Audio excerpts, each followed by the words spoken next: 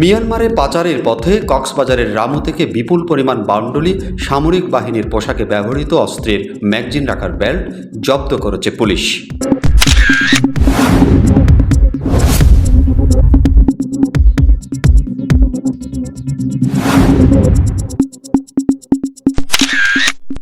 এ সময় একটি পিকআপ সহ ৩ জনকে গ্রেপ্তার করা হয়।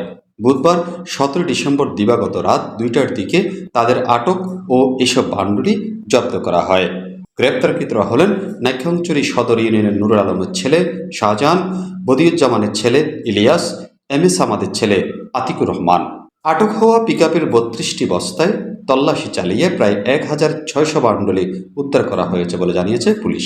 প্রাথমিক জিজ্ঞাসাবাদে আটকরা স্বীকার করেন তারা অবৈধভাবে এইসব সামগ্রী বাংলাদেশ থেকে মিয়ানমারে পাচারের উদ্দেশ্যে বহন করছিল। রামু থানার ভারপ্রাপ্ত কর্মকর্তা ওসি মনিরুল ইসলাম ভূঁইয়া জানান, গ্রেপ্তারকৃতদের বিরুদ্ধে রামু থানার সন্ত্রাস বিরোধী আইনে মামলা রুজু করা হয়েছে।